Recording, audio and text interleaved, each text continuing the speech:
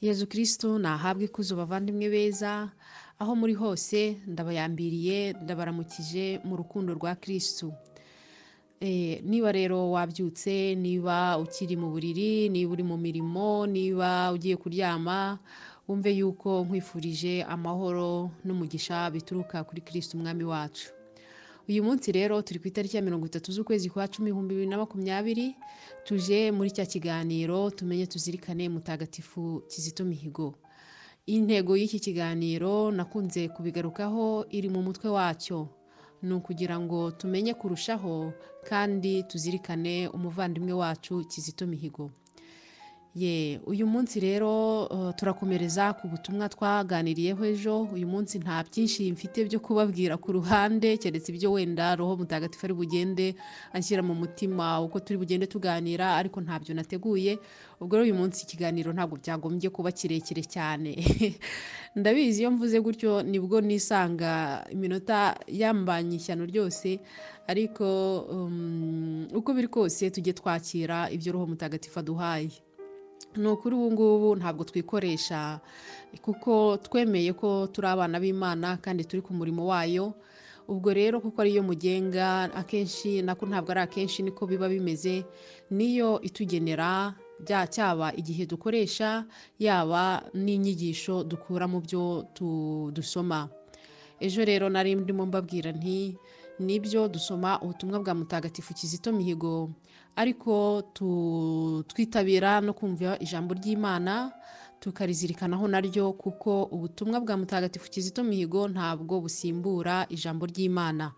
Ubwo rero kugira ngo dukomeze kugenda neza mu nzira ijyana aho umutagatifu wacu aganje, n'ijambo ry'Imana tugomba kuryitaho. Bavandimwe rero nizeye yuko mwese mutega amatwi ijambo ry'Imana tubarungikira mu magurupe buri munsi, kugira ngo naryo riduherekeze, kugira ngo naryo riduteremo imbuto ribasha gutera mu mitima yacu, nuko tugendane mu rugendo tuzi neza yuko aho tugana ari heza, kuko iby'ingenzi kugira ngo tugende neza mu rugendo tuba twabibonye. Nihasingizwe uhoraho rero, kuko n'uyu munsi twaramutse. Ejo nibagiwe gusingiza Imana kuko twaramutse, ariko ibyo ari byo byose icyifuzo kiba gihari. Nubwo umuntu ejo nasiganwaga n'igihe kuko nari mfite byinshi byo kuganiraho, ariko ntekereza ko Nyagasani icyo yakitubabariye. Uyu munsi rero dusingize Nyagasani kuko yongeye kutwongerera umunsi w'ubuzima. Tudatinze rero tuganire, tujye mu isengesho, hanyuma tuganire ku butumwa bw'uyu munsi, nuko twumve isomo Nyagasani yaduteguriyemo. Tujye mu isengesho. Ku izina ry'Imana Data na Mwana na Roho Mutagatifu, amina. Ngwino Roho Mutagatifu, usanganye imitima y'abakwemera bagukunda. Ohereza Roho wawe byose bibe bishya, isi izabone guhinduka. Dusabe.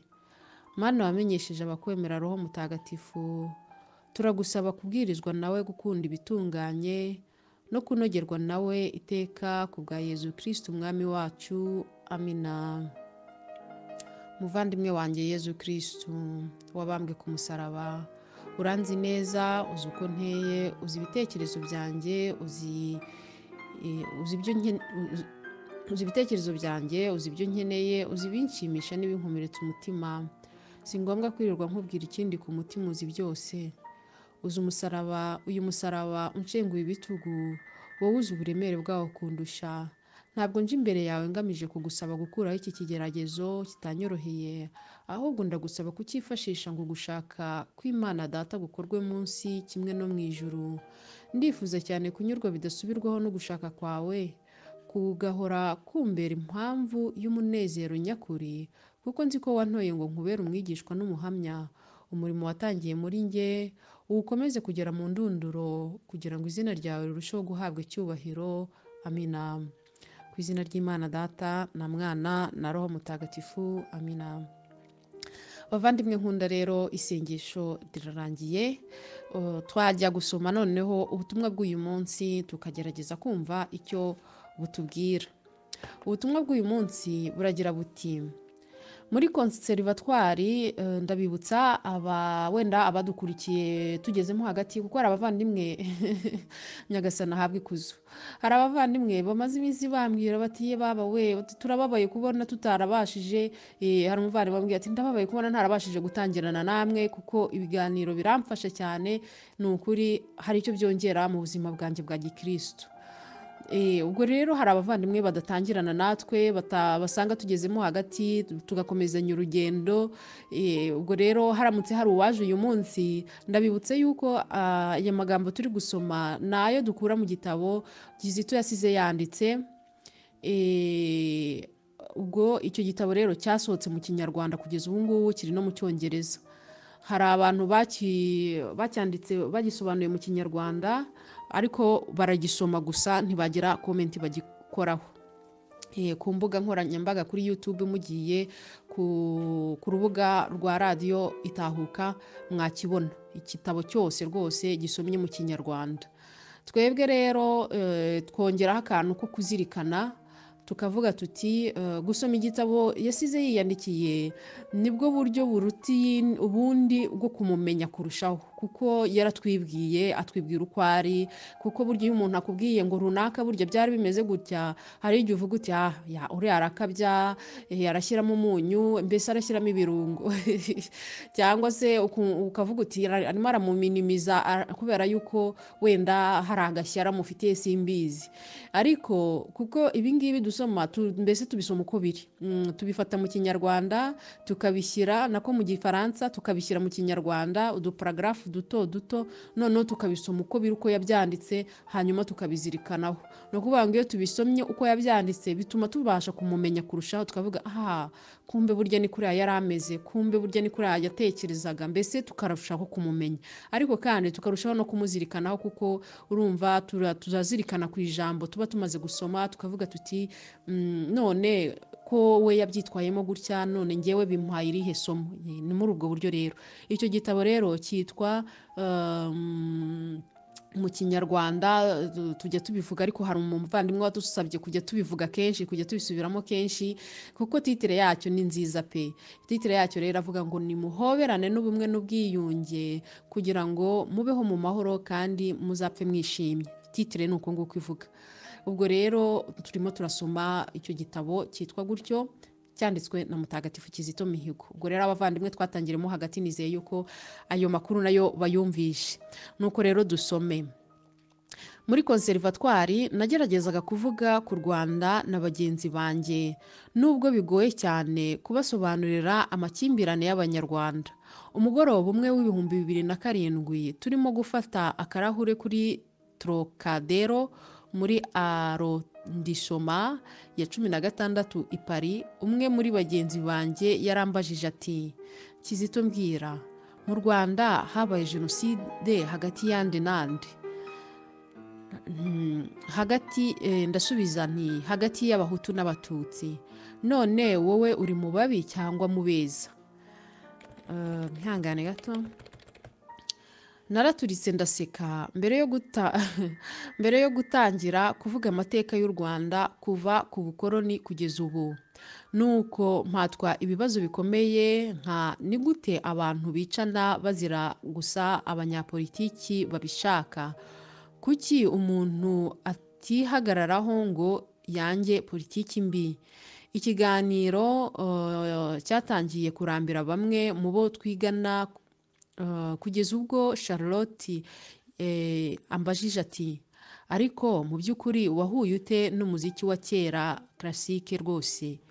Nuko mbese ibiganiro bihindura injyana. Nyuma y'amasegonda make dutangira kwivugira kuri Mozart, Bach, Handel n'abandi bahimbye kera. Bavandimwe rero ngewe ndumvise iki gika twaragisomye, menya ari mama Christine agisomye, ntabwo nzi impamvu rero kirasa n'ikisubiyemo, mbese birantangaje nanjye.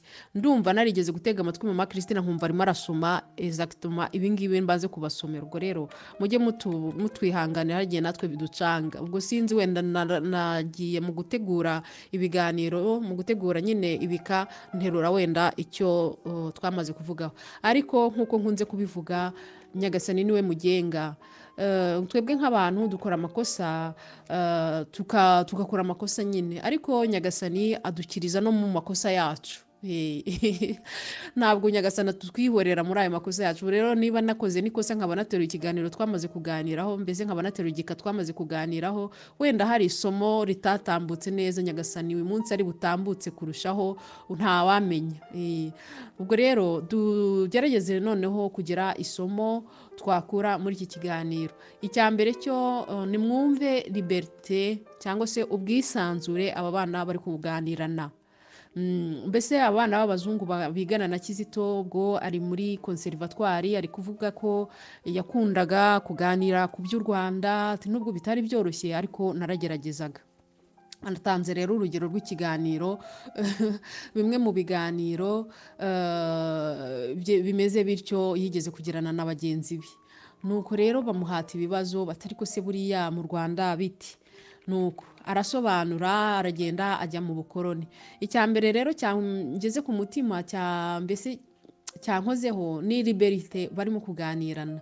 Ni ubu buryo nyine baramuhata ibibazo nta kibazo. Buriya nawe iyo yabaga afite ibibazo ku rundi ruhande, wenda bireba Ubufaransa, Kizito muramuzi rero, nta nubwo yagiraga ikintu wenda cyo kwijena se cyo kujya gute. Iyo yabaga ari kumwe n'abantu yumva urukundo ruganje rwose yarisanzuraga nawe. Buriya nawe hari ibibazo yabahataga, ariko rero kuri uru ruhande barabimuhase rwose. Bati ni gute abantu batinya politiki bakarinda bicana hagati yabo, kuko politiki abanyepolitiki bababwiye gutyo, kuki batihagararaho? Mbese wowe uwo mututsi uba umuhutu, mbese wowe uba mubezi mbese ibibazo barabimuhata. Iyi liberite abantu barimo kuganirana kandi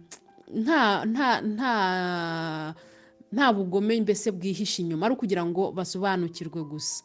Abanyarwanda rero cyangwa se abarundi cyangwa se abavandimwe bo mu karere k'ibiyaga bigari turi kumwe muri uru rugendo bumva ikinyarwanda, akenshi usanga mu biganiro byacu nta bwisanzure burimo.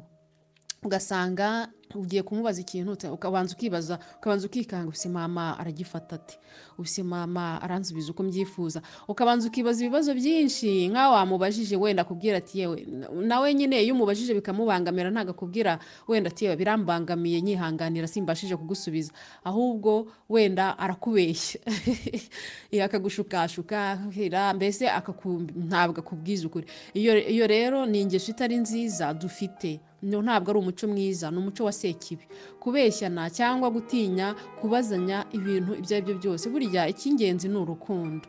Urukundo rero rwose, urukundo ni ikintu cyacu, urukundo ni ikintu cya Kizito, ngira ngo ni nacyo yaturaze kiruta ibindi byose. Mama Christina niwe wigeze kunshimisha avuga ati Kizito yari urukundo rwigendera. Ni ukuri niko bimeze, rwigendera mu nzira rwose, niko bimeze. Urwo rukundo rero yararuturaze, natwe tugerageze kwibera urwo rukundo rwigendera mu nzira. Twitoze uwo muco wo kuganira twisanzuye. Niba hari ikibazo mfite cyo kubaza mugenzi wanjye, no gutinda kubanza kuvuga ngo buse ngo arabifata ate, ngo niba utagiye kumutuka ukaba utamubazanya umutima mubi, ukaba ari ukugira ngo usobanukirwe, mubaze. Noneho nagusubiza nabi, ubwo urubanza niwe ruba rugiyeho. Ariko wowe gerageza gukorana ibintu byose urukundo. Nkuko rero nari mbabwiye, urukundo ni narwo ngira ngo dutindeho uyu munsi ho gatoya. Ndabizi ni ikintu dukunze gutindaho, ariko ni ikintu cy'ingenzi, kuko burya iyo wamaze kwiminjira muri urwo rukundo rukagucengeramo rwose, kuko urumva urukundo ni ikinyuranyo cy'urwango. Ni ukuvuga rero ngo iyo winjije urukundo muri wowe, rwa rukundo ruragenda rukigizayo urwango. Urwango rero rukagenda rukuvamo. Ni ukuvuga rero ngo ni twebwe nitugenda twinjiza urukundo muri ba twebwe, urwango ruzigirayo rutuvire mu buzima. Ubwo rero navugaga nti uyu munsi urukundo turarutindaho, kuko ndagira ngo tuganire kuri ubu bwoko bw'urukundo. Mbese urukundo rugira ubwoko bwinshi. Hari urukundo hagati y'umukobwa n'umuhungu, kumwe nyine haba hajemo akantu ka rukuruzi niko navuga, ukumva ni urukundo ukabibara utyo, urwo ni urukundo. Hari urukundo hagati y'umubyeyi n'umwana. Ababyeyi babyaye turabizi rwose, iyo umaze kubyara ibintu birahinduka.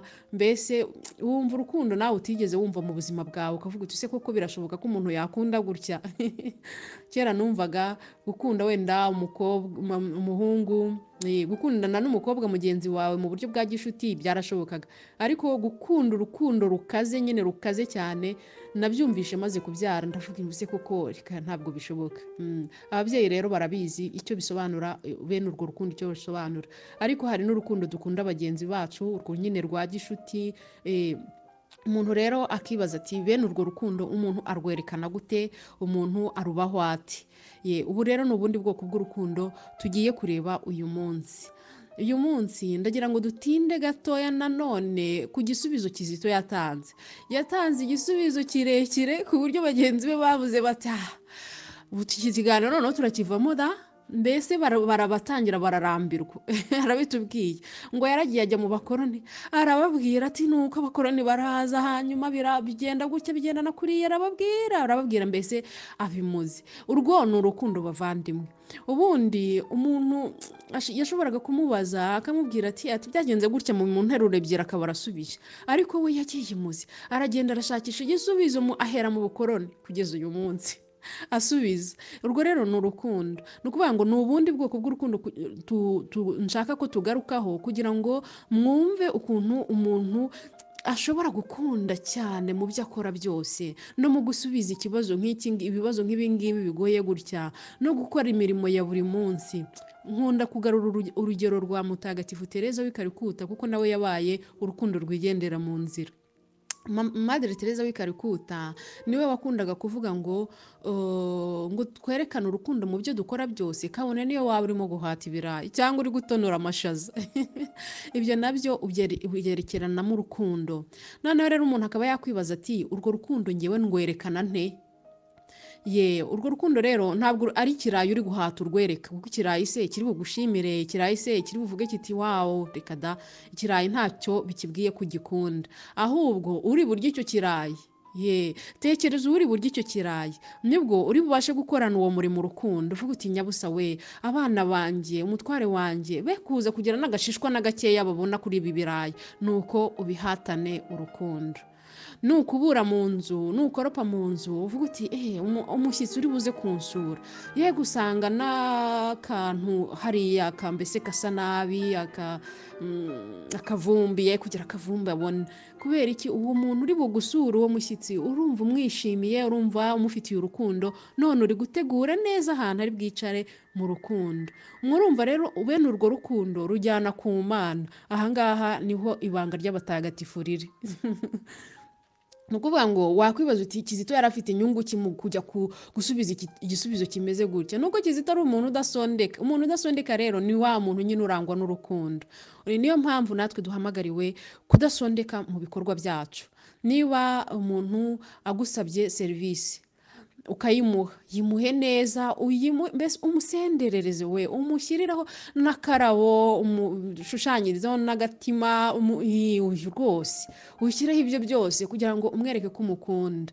N'ibyo ukora byose we, naho ngaho mu rugo rero, nk'uko nari mbigarutseho mu kanya, niba ari amasahani urimo koza mubyeyi, niba mutware ari igitenge ugiye kugurira umugore wawe kubera yuko uyu munsi wahembwe, cyangwa se na anniversaire yanyu, yewe uvuga uti harya amabara akunda nayaye, kugira ngo usendereze nk'urukundo rwose. Urwo rukundo rwose rero usenderezamo nta kindi rushushanya, ni urukundo Imana idukunda, kuko Imana iradukunda cyane.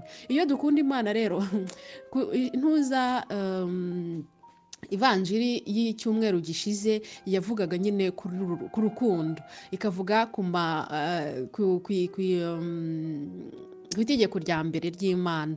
Ririya tegeko rero ni naryo Kizito ubuzima bwe bwose naho ngaho bwari bwubakiye, n'ubuzima bwe bwa gikristo. Nkunda kuvuga ngo ibikorwa bye byose byashibukiraga mu bukristo, ariko bwa bukristo bwe na bwa bumuntu bwe na bwa byashibukiraga muri iyi nteruro ya Bibiliya ivuga ngo kunda mugenzi wawe nk'uko wikunda, hanyuma ukunda Imana n'umutima nako, ahubwo ndabicuritse, kunda Imana n'umutima wawe wose, n'ubwenge bwawe bwose, n'amaguru mbese icyo ufite cyose ugikoreshe mu gukunda Imana.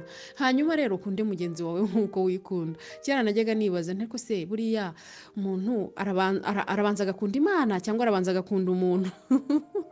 icyo kibazo najyaga nyibazaho, ariko mbese ni nka kumwe abantu, iyo umuntu ashatse kukugerageza kubaza ngo buriya ngo habayeho mbere inkoko ngo cyangwa habayeho igi, ukavuga uti igi iyo ritabaho inkoko ntiyari kubaho, ariko nanone iyo inkoko itabaho igi ntiryari kubaho. Urumva mfite biragenda bihindukirana, byose ni magirirane. Urwo rukundo rero dukunda Imana narwo, ntiwakunda abantu udakunda Imana, ntabwo bishoboka. Kizito niko yagiye atwigisha, kandi nawe nubitekerezaho urabyumva, kuko Imana niyo igushyiramo urwo rukundo rwo gukunda abantu. Nanone ntiwabwira Imana ngo ndagukunda ariko abantu ndabanga, nabyo ntabwo byakunda.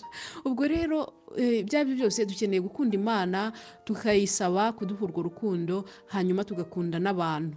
Nukunda Imana gusa yonyine ukarekera aho ngaho ngo nkunda Imana, ngo ariko rero ngo abantu ngo baracumura, ngo banjyana no mu byaha, ngo baranahemuka cyane, abantu ukabanga, ngo muri ibyo byose ni ukuri uzaba wakishe cyane. Ariko uduhamagare, ni ukuvuga ngo duhamagariwe gukunda abantu n'Imana. Kandi Imana nigeze kuvuga ko Imana ntabwo tuzi ahantu ituye, ngo ugende utwomanga uvuga uti ariko Mana waramutse, narinje kugusura, reka nicare tuganire. Ntabwo ibyo ngibyo bikunda. Ejo nari ndimo mbabwira yuko Imana idukoresha hagati yacu ku nyungu zacu twese. Ni ukuvuga ngo hari igihe umuvandimwe akubwira ati nyabuneka ndananiwe, wowe mfite ikibazo, waba ugasanga cya kibazo ufite wowe ugifitiye umuti. Imana irimo kugukoresha kugira ngo umuvandimwe wawe arusheho kugubwa neza. Nawe rero hari igihe ugira ikibazo umuvandimwe wawe akakugoboka. Ntabwo ari Imana nukuri izava mu ijuru ngo iduhe ibintu. Ejo nabahaga urugero rw'ukuntu nabonye imodoka. Ntabwo imodoka yavuye mu ijuru ngo yikubite aho ngaho. Umuvandimwe yibutse yuko ntekereza ko ari Imana yabimushyizemo, kuko ngewe nta n'umuntu nari narigeze mbwira ko nkeneye imodoka. Just uwo munsi nibwo nabitekereje, ndavuga nti ariko Mana wampa imodoka. Nuko ariko rero iyo modoka ntabwo yavuye mu ijuru, Imana yakoresheje umuntu. Mama Christine ubushize yaratubwiraga ati dushobora kuba aba ange cyangwa abamarayika hagati yacu. Nuko nguko bimeze rero muvandimwe, emera kuba umumarayika w'Imana. Nyagasani agukoreshe ugirire neza abantu. Emera ko Nyagasani akuminjira mu urwo rukundo rwe, kandi uburyo bwiza bwo kurugaragaza tumaze kububona, ni ukurushyira mu byo ukora byose byose. Ariko rero mu kurushyira mu byo ukora byose, nubikora utekereza ibyo ukora nyine, ni ukuvuga ngo niba ugomba gukubura ivumbi riragutumukira. Nigutumukira rero uravuga ati ariko ubu ngubu ndi mu bikidi, mbese urijujutira uko gukubura. Ariko nubwo ni ukuvuga ngo urimo uratekereza icyo gikorwa gusa, ariko nutekereza uwo uri gukorera icyo gikorwa, wowe ntabwo uri bwijujute. Uravuga uti nubwo ivumbi rimereye nabi, ariko nyabusa inshuti yanjye niza kunsura isange hasa neza, cyangwa umutware wanjye nataha asange nabitunganyije. Kubera iki? Kubera ko mukunda, kubera urukundo. Bavandimwe rero, nizeye yuko isomo ritambutse, isomo nifuzaga gutambutsa n'ubwo bwoko bundi bw'urukundo, kuko nyine twabonye ko urukundo rufite ubwoko bwinshi. Hari rwa rundi hagati y'umuhungu n'umukobwa, rwa rundi rukururana, byaba bitari no mu nzira nziza, tuvuge wenda uri kugukurura muri ubwo buryo wowe wibwira ko ari urukundo. Hari n'igihe biba atari urukundo urwo ngurwo, yewe nta nubwo hari n'igihe ngewe naje kumenya yuko urwo ngurwo atari narwo rukundo. Ubwo ni uburyo bwo kumenya,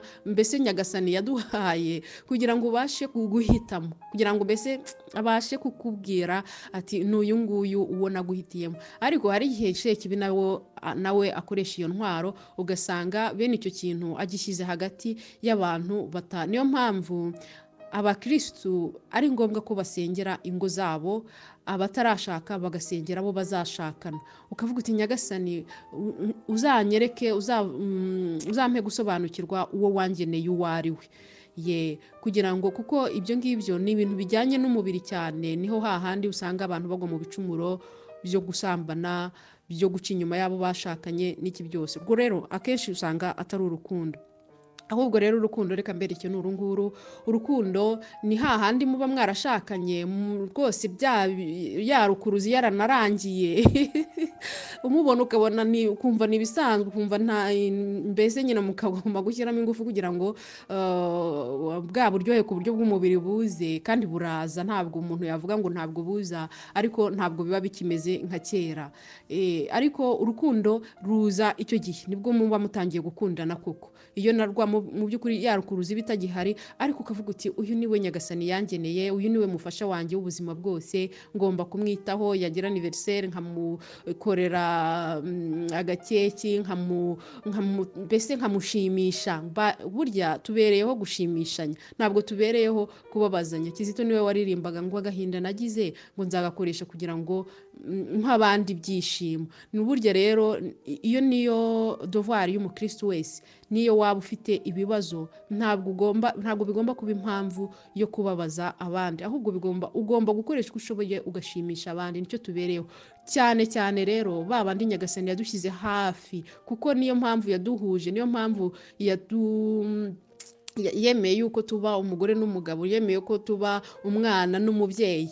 Abo ngabo rero niba ugomba guheraho mbere na mbere, ukabashimisha, ukabaha urwo rukundo. Aho ngaho byatunganye ubasha gukunda n'umuturanyi umuturanyi yagusura ukumva rwose uranezerewe, yarwara ukamutabara bwangu, yagira ibyago rwose ugatabara. Urwo rukundo rero rukagenda rugasakara, nuko urukundo rukogera. Bavandimwe rero, ndekera ahangaha. Rwose nizere yuko isomo ritambutse, urukundo iteka. Mutagatifu Kizito Mihigo w'Ikibeho, udusabire ubutitsa. Bikira Mariya mwamikazi w'Ikibeho, udusabire ubutitsa. Ku izina ry'Imana Data na Mwana na Roho Mutagatifu. Amina.